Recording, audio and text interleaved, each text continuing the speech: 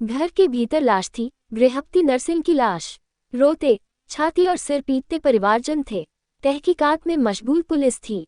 कुत्ते थे, बाहर भीड़ थी, डरे और सहमे लोगों की भीड़, जानने और बताने को उत्सुक जिज्ञासुओं व वाचकों की भीड़, अफवाहें बुनते और सुनते लोगों की भीड़ जिसे कुछ भी पता नहीं था, सिवा इसके कि सामने वाली कोठी में कल रात कुछ डकैत घुस आए थे और एक आदमी को मार गए।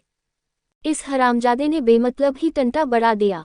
कोठी पर तहकीकात में शामिल एक पुलिसमैन अपने साथी से कह रहा था, आखिर कितना लूट ले जाते वे, लाख, 2 लाख, 10, 20, 25 लाख। पैसा बड़ी मुश्किल से जोड़ा जाता है यादव। साथी बोला, इतनी आसानी से दिया भी तो नहीं जाता भाई, जान है तो जहान है राणे। यादव बोला, अपनी जान देकर आखिर किसके लिए बचाया इसने पैसा। बोल साला, खुद तो मरा ही, हमारी भी मशक्कत का इंतजाम कर गया। राणा उसकी इस बात पर बुरी तरह खींच गया। कुछ देर तक तो वह उसके चेहरे को देखता रह गया, फिर बोला, यार एक आदमी जान से गया और तू है कि अपनी मशक्कत का रोना रो रहा है। न रो, यह अगर जान न देता तो थाने में छोटी मोटी डकैती की रपट लिखी जाती, बस। यादव बोला, लेकिन अब भाई तू इमोशनल टाइप की बातें करता है और मैं प्रैक्टिकल टाइप की। मैं सीओ साहब आ रहे हैं। उसकी बात को बीच में ही काटकर राणा अचानक फुसफुसाया और सावधान की मुद्रा में खड़ा हो गया। हेलो राणा, सीओ साहब ने जीप से उतरते ही उसकी ओर देखकर पुकारा और कुछ पूछने जैसा संकेत करते हुए आगे बढ़ाए।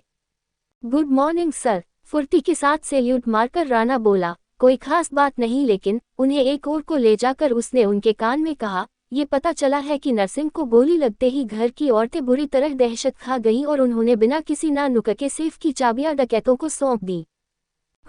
सीओ साहब के गले से निकला, वे लोग सारी नकदी और जेवर ले गए सर।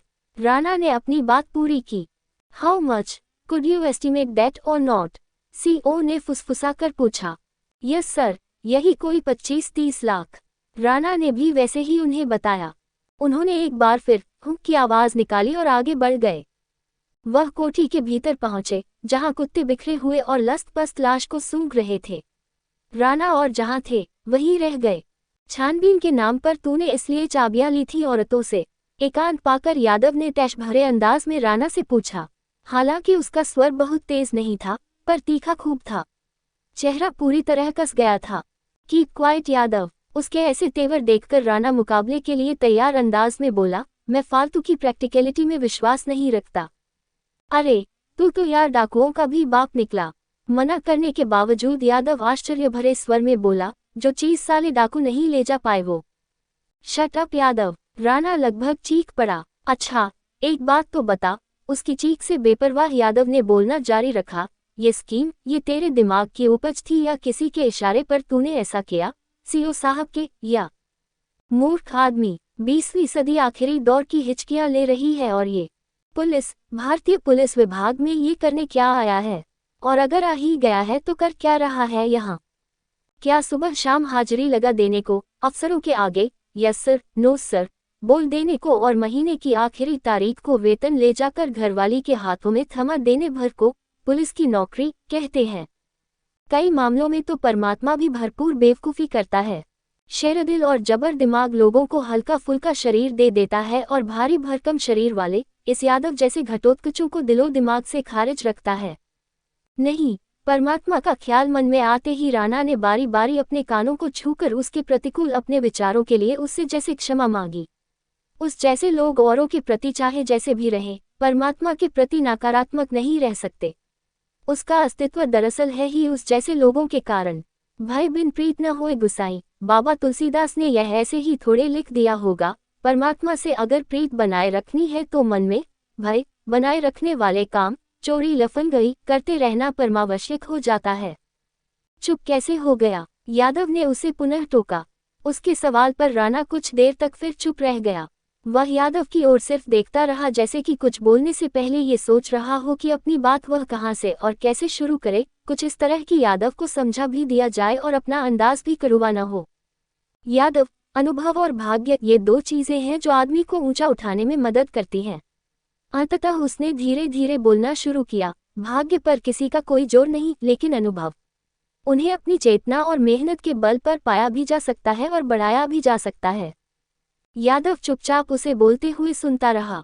हालांकि अभी तक की राणा की बात उसकी समझ में नहीं आई थी। देखो, राजमिस्त्री जैसे किसी पेशे में तो तुम हो नहीं कि मसाला अगर दीवार पर लगा तो मालिक का और नीचे गिरा तो भी मालिक का। अपन को तो शाम को दिहाड़ी मिल ही जानी है, अपन का क्या लगा और क्या गिरा।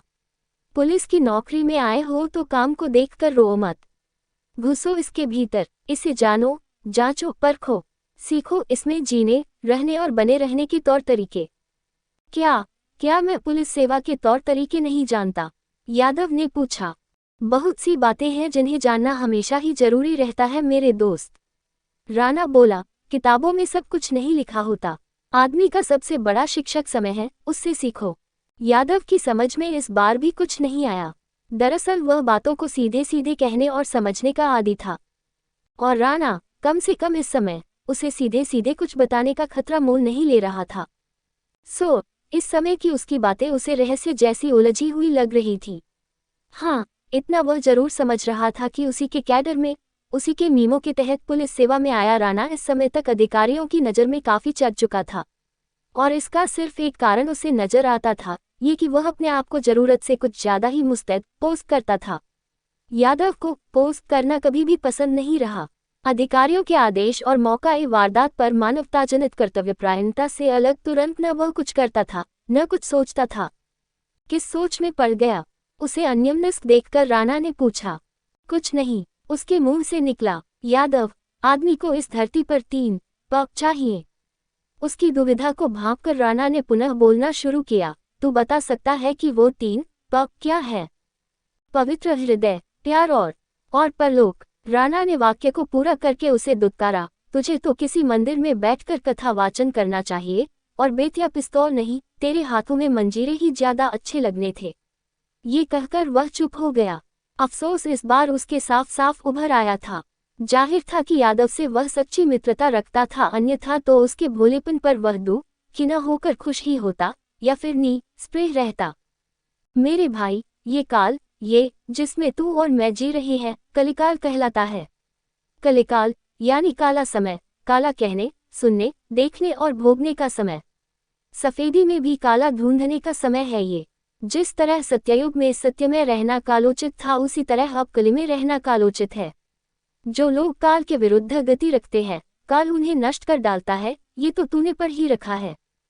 हाँ, और यह भी कि सत्य में रहना हर काल में शांतिप्रद है और कली में रहना हर काल में कष्टप्रद। यादव बोला। खैर छोड़, राणा उसकी बात पर तपाक से बोला। यह विषय से कुछ अलग की बात हो गई। इस काल में 3 पग कौन से हैं, यह मैं तुझे बताता हूँ। वे हैं पैसा, पद और प्रतिष्ठा।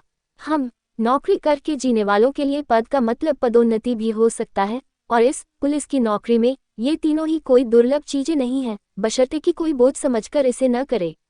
अब देख, अपने आसपास नजरें घुमाकर और वहां किसी अन्य को न पाकर उसने अपेक्षाकृत धीमे स्वर में बोलना शुरू किया। ये जो नकदी और जेवर मैंने यहाँ से पार किए हैं, बहुत सोच समझकर और अपने विभाग की प्रतिष्ठा को बचाने के लिए किए हैं, न कि किसी गलत इरादे से। उसकी इस बात से यादव के मुख पर एक व्यंग्यपूर्ण मुस्कान तैराई। गलत समझ रहा है, सुन। उसकी मुद्रा को पहचानकर राणा ने सफाई देना शुरू किया। यूं तो किसी घर पर डकैतों का आ धमकना और एक आध को मार भागना हमारे विभाग के लिए आम घटना है, और इसे हम खास गंभीरतापूर्वक नहीं लेते। लेकिन कुछ मामलों में छोटी से छोटी घटना भी पुलिस विभाग के लिए सिरदर्द बन जाती है। हम एक राजनीति निर्भर समाज में रह रहे हैं। छोटे से छोटे आदमी के सिर पर आज बड़े से बड़े राजनेता का हाथ अनायास ही प्रकट हो सकता है। अब इस डकैती को ही ले। यहाँ एक आदमी मारा गया। घर वालों के अलावा किसे पता है कि मरने वाले ने डकैतों को कुछ भी नहीं ले जाने दिया। अब वे अगर खुद सारा माल पार कर देते तो हमें तो वह भी ढूंढना ही पड़ता न। हम बहुत जोर लगाते तो ज़्यादा से ज़्यादा डकैतों को पकड़ लेते, लेकिन सामान को कहाँ से बरामद करते? वह तो गया ही नहीं था। लेकिन अब कौड़ी हमारे हाथ में है। कैसे? एक बात तो तू ये गांठ में बांध ले कि आज के समय में दूध का धुला कोई नहीं है। मैं तेरी बात नहीं कर रहा हूँ। मेरा मतलब उन हितैषियों से है जो इस केस में खुलकर पुलिस के खिलाफ सामने आएंगे, पत्रकार और राजनेता। इन्हें बड़े आराम से चुप किया कराया जा सकता है, और दुर्भाग्य से कोई एक अगर नहीं चुप हुआ और प्रेशर अगर एबनॉर्मली बढ़ गया तो नो प्रॉब्लम। 2-4 चिरकुटों से यह माल बरामद दिखाकर हम अपने विभाग की नाक को बचा लेंगे, और अगर न बढ़ा तो बुरा न माने तो पर्सनल लेवल पर एक बात बोलूं। बोल।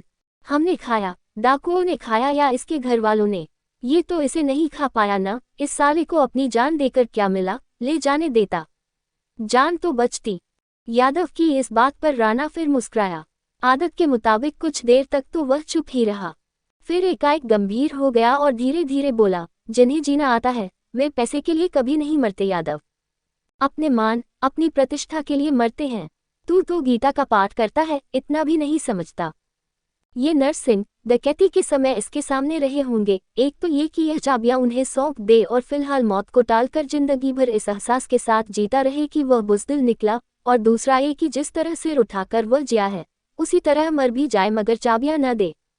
उसने दूसरा रास्ता चुना, अंतिम समय तक सिर उठाकर जीने का रास्ता। यादव, हमारे द्वारा गहने नकदी हटा देना एक अलग हादसा है, वह कड़वे यथार्थ से जुड़ा है, लेकिन नरसिंह का मरना एक उत्सव है। इस उत्सव को समझने की कोशिश करोगे तो तहकीकात तुम्हें बोझ नहीं लगेगी, मजा आएगा इसमें। ऐसे आदमी का हत्यारा खुला घूमता रहे सड़कों पर, बर्दाश्त नहीं कर पाओगे कभी। ये कहते कहते भावावेश के कारण उसकी आंखें सुर्ख हो आईं और यादव को वहीं छोड़कर वह दूसरी ओर को चला गया।